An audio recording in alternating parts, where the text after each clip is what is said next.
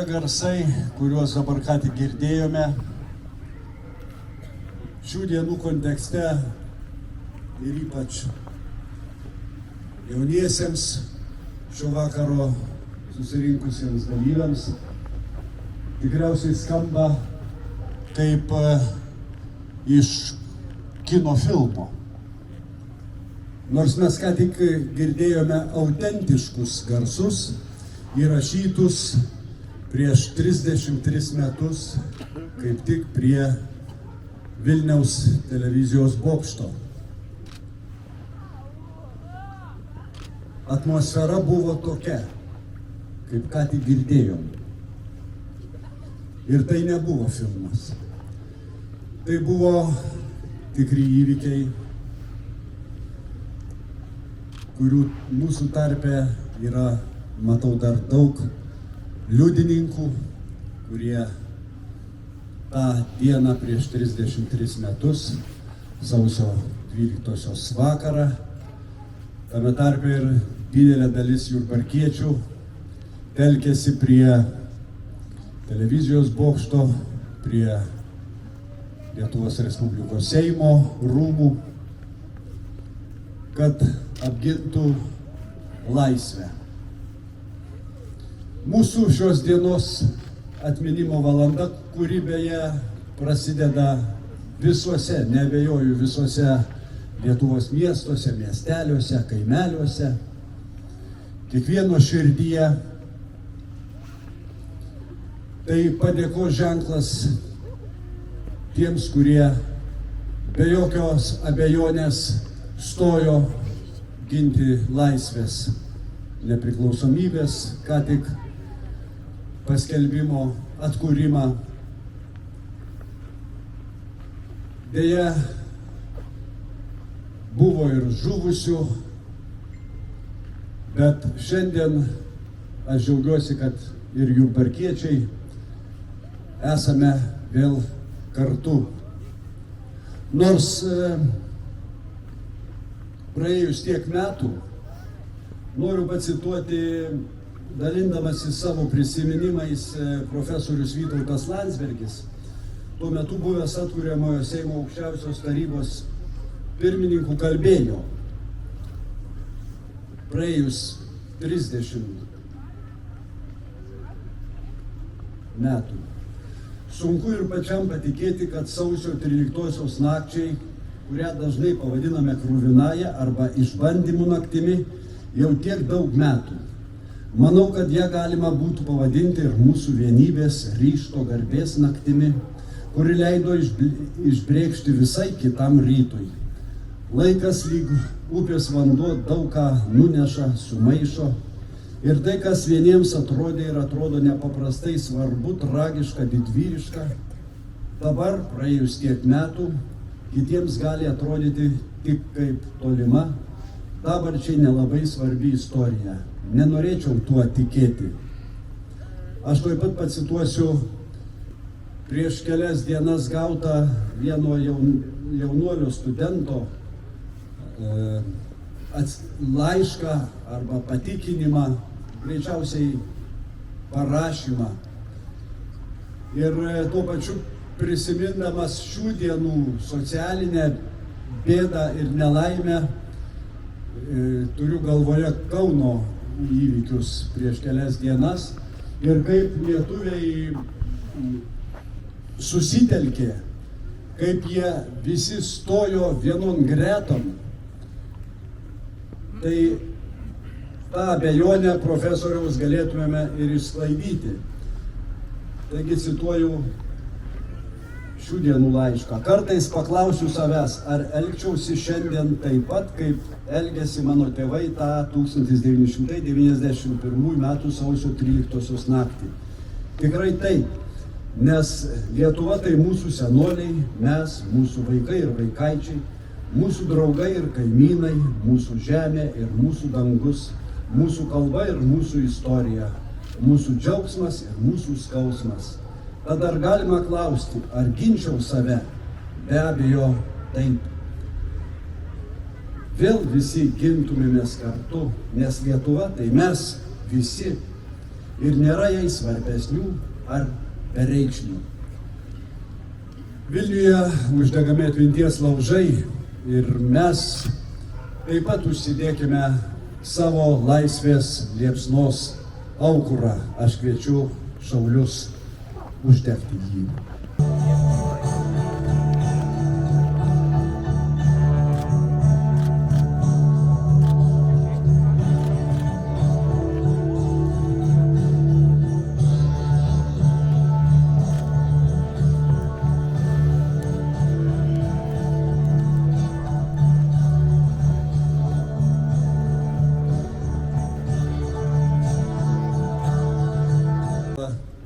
Aš siūlau visiems prisiminti tą 14 aukų, prisiminti ir kitas už laisvę kovojusias aukas visais laikotarpiais istorijos ir susikaupti apmąstymuose.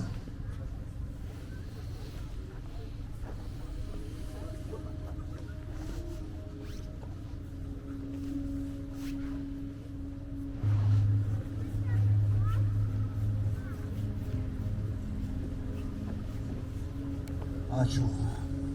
O dabar visi kartu sugiedokime Lietuvos Respublikos.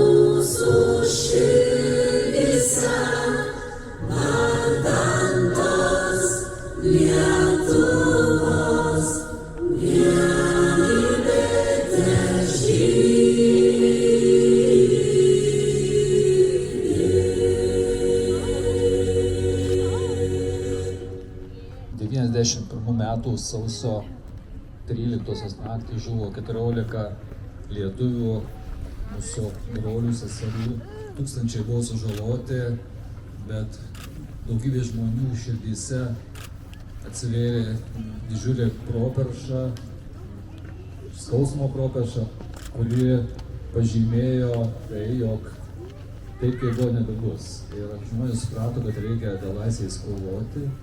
Ir tie, kurie dabar girdėjo tos garsus, autentiškus garsus, nemaža dalis čia esančių tikrai buvo tuose įvykiuose, buvau taip kaip ir aš.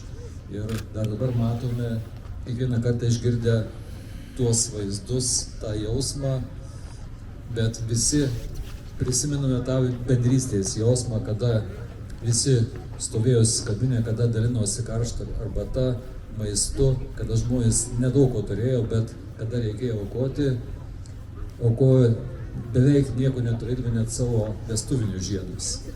Tai tas bendrystės jausmas apima ir dabar stovint čia, matant, kad kas kartą minint sausio 13-ąją vis daugėja žmonių su mažais vaikais ir imi suprasti, kad ta vienybė egzistuoja. Nors kartais atrodo jinai priplėsusi, bet tikrai egzistuoja.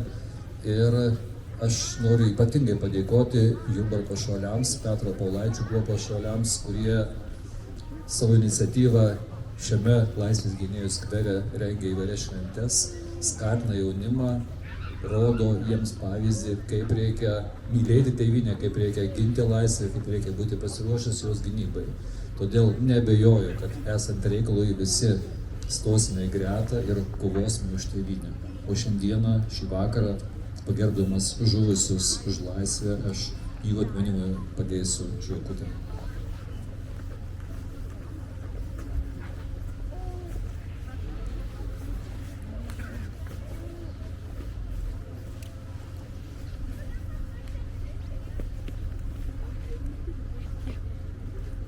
Iš visos Lietuvos suvažiavę žmonių tarpe buvo ir jurbarkiečių, daug jurbarkiečių. Paprastų žmonių ir šiandien, kurie neužmiršta tos nakties sumaišties, kas bus, kaip viskas atsitiks, nežinios, bet su dideliu noru apginti laisvę, nežinant nei kaip, nei su kuo, su tuščiomis rankomis.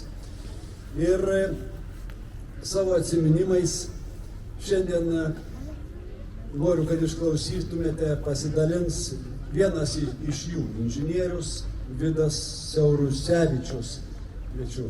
Kad man stovint 15-20 metrų nuo tankų grįždavo nuobodus prikis gauta. Kareiviai paėmė nuo išdaužytų langų armatūros plonus strypus ir aliuminio profilio nuolaužas, arčiau stovinčius laimiklių žmonės mušė jais per nugarą, krūtinę, rankas. Mes dainavome, o jie šaudė iš pusantro atstumo virš galvų tuščiais šoviniais, taip, kad plaukus čiureno ugnies ir karšto oro srovės. Bandėme protestuoti, tada kareiviai šaudavo tiesiai į veidus. Užsidengdavome akis ir jausdavome ugnies karštį plūstantį į veidus. Baisiausia buvo tada, kai beginklių žmonės lyg zuikius medžiotojų dideliu greičiu ir azartu ėmė vaikyti desantininkų tanketės. Juk tuo metu aplink televizijos bokštą buvo naktis. Žmonės apakinti galingų tankų prožektorių blaškėsi aikštėje, bet kuriuo metu galėjo pargriūti, užsikabinę už tvoros nuolaužų atslysti, net žūti. Visą tą laiką į sovietinius karius nebuvo mesta nei vieno akmens, žemės grumsto ar kokio nors kito daikto. Šalia stovėjęs toks pat kaip ir aš gynėjas Antanas Bujukas ant paprasto mokyklinio slasinio lapelio užrašė čia pat ekspromtu gimusi keturėlį. Nors ginklų mes ir neturim, priešų tankų nebijosim, savo mylimą tėvynę krūtinę užstosim. Kalti mes buvome tik už tai, kad norime laisvės. tą naktį, jei man būtų net tankas įrėmęs savo vamzdį į širdį, nepajudėčiau nei milimetro iš vietos. Ta jaučiu iš šiandien. O dabar ne tik tai visi stovėjo ir bandė, kaip galėjo priešintis tankams, bet didžiausias ginklas buvo ir daina. Nors kelias akimirkas pabandykime ir prisijungkime prie dabar suskambėsiančios dainos. Ten už upių plačių žiba mūsų pulkai, jie mylimą Lietuvą gina, kam nusviro galva, kam dangaus angelai, vainiką iš deimantų pilna, kam nusviro galva, kam dangaus angelai, vainiką iš deimantų pilna. Daugel krito sūnų, kaip tų lapų rudens, baltainės komercijas įėjo, bet nebus nei tekės nemune tiek vandens, kiek priešų ten kraujo tekėjo, bet nei bus, nei tekės Nemune tiek vandens, kiek priešų ten kraujo tekėjo.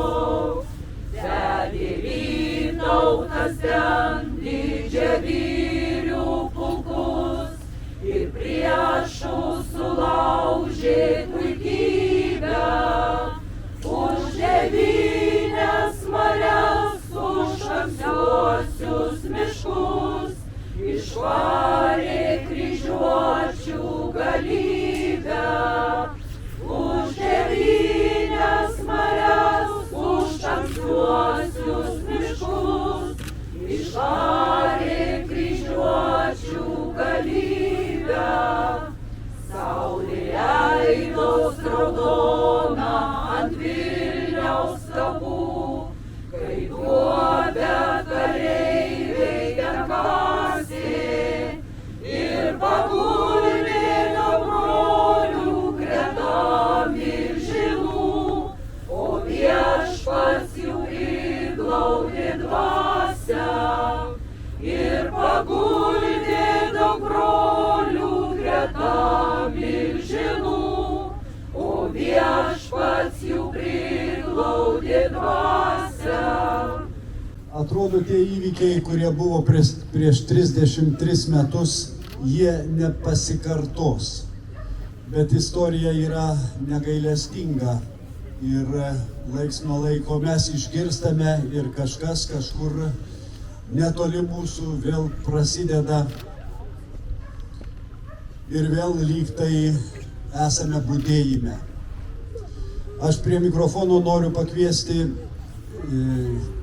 tuo kart Seimo rūmuose budėjusi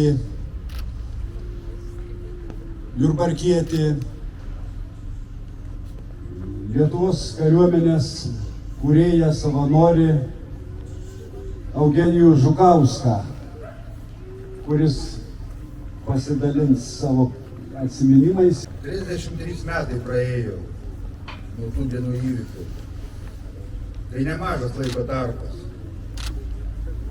Bet mes negalime užmiršti, kaip sausio 7 dieną per Spaudos rūmų šturmą buvo peršautas savanoris Vytas Lukšys.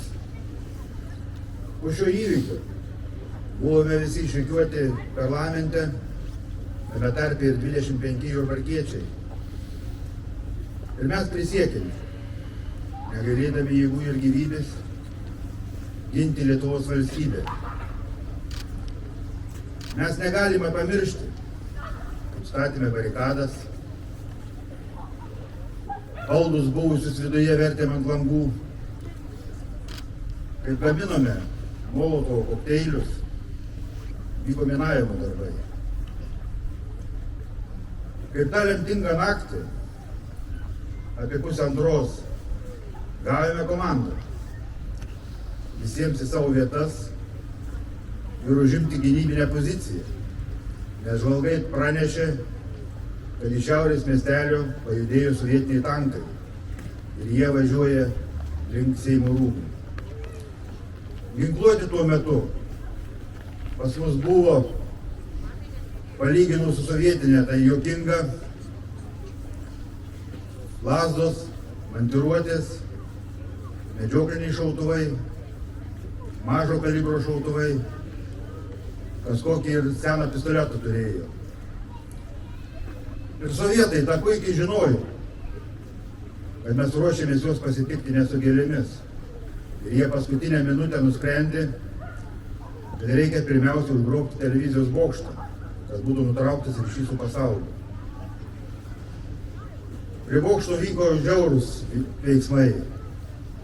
Sovietų desantininkai automatų buožėmis daužė beginklių žmonės. Šaudė jiems virš galvų. Tankais raiškiai kūdės. Nepaisant to, prie Seimo rūmų rinkosi vis daugiau žmonių. Ir jie susikibę rankomis, su malda, prašydami Dievo pagalbos, statė gyvą sieną. Sovietai pamatė, kad prie televizijos bokšto yra daug pralieta žmonių kraujo.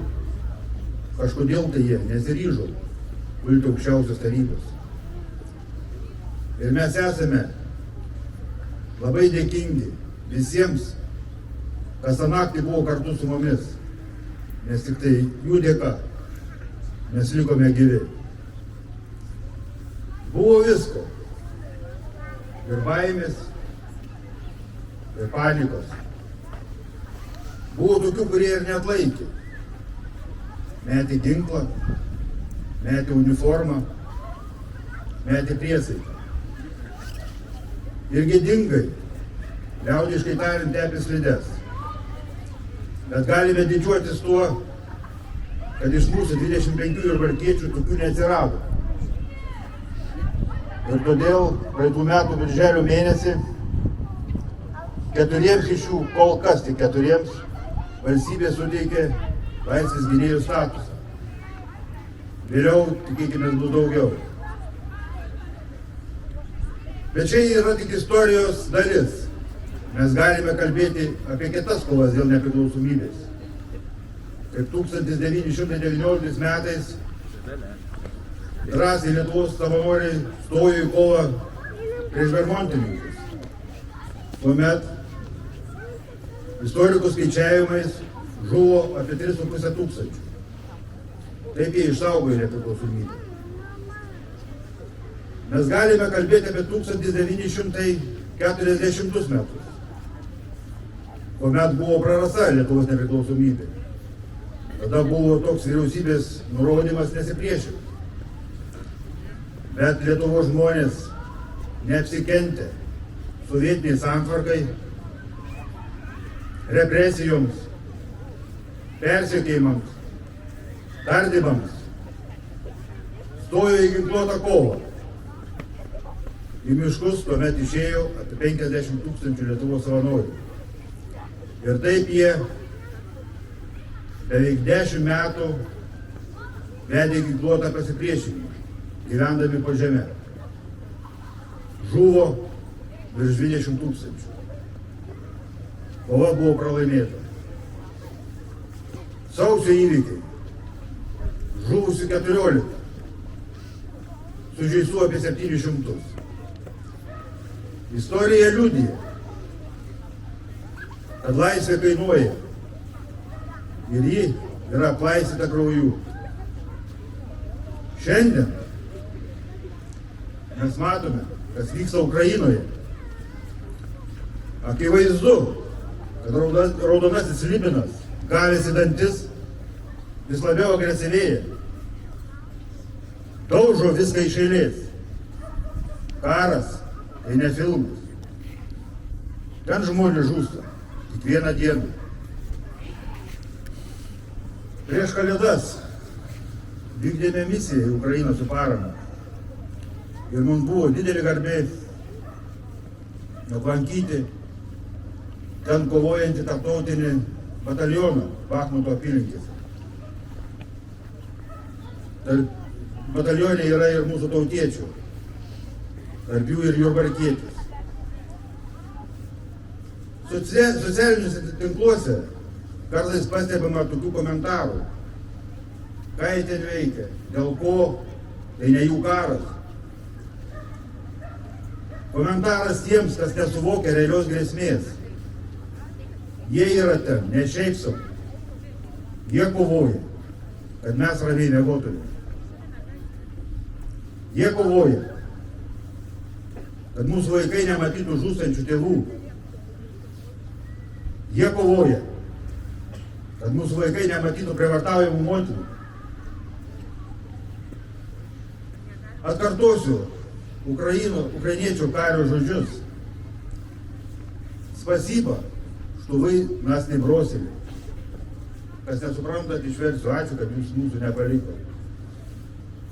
Tad nenuleiskime rankų, nenuvilkime ukrainiečių, padėkime, kiek galime, nes jie šiandien kraują lieja ir už mus, ir už mūsų ateitį.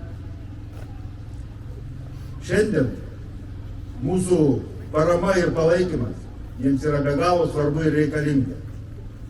Mes šitą palaikymo jausmą esame patyrę per sausio įvykius, kuomet ukrainiečiai buvo kartu su mumis ir Seimo rūmuose, ir lauke. Jėga yra vienybėje. Ir tikiu, kad ateis ta diena, kada Ukraina minės savo laisvės dieną, pergalės dieną. Linkiu visiems ramybės ir taikos. Ukrainietiškų padėkų, kurie nebeingi ukrainiečiams ir remia, padeda. Jurbarko rajono savivaldybei.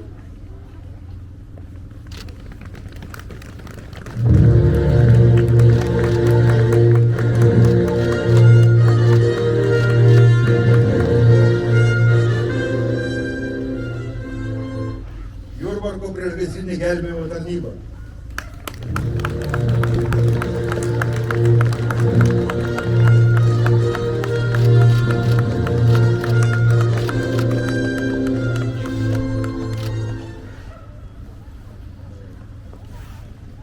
Lenz Konstanca.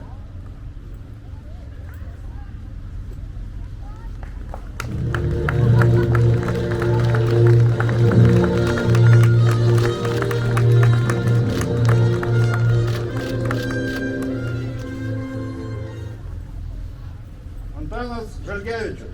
Sugrįžk.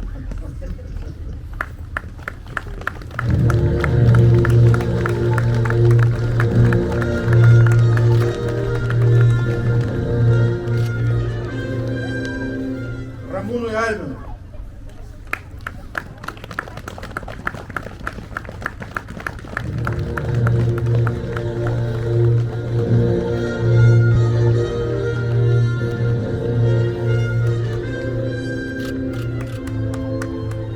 Tėvynės labui.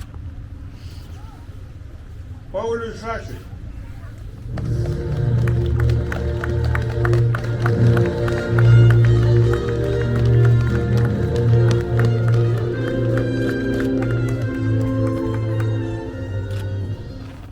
Tėvynės labui.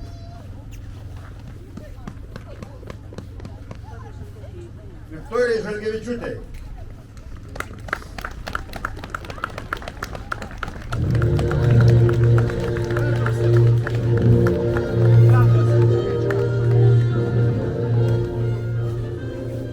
Onutė Makūnienė.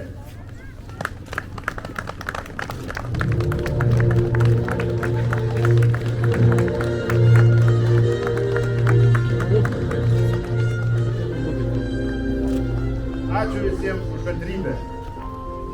Tikėjimas, kad bet kokiamis aplinkybėmis su visų mūsų pastangomis laisvė vis tiek stipresnė ir ji nugalės. Ačiū visiems jurbarkiečiams dalyvavusiems šioje atminimo valandoje.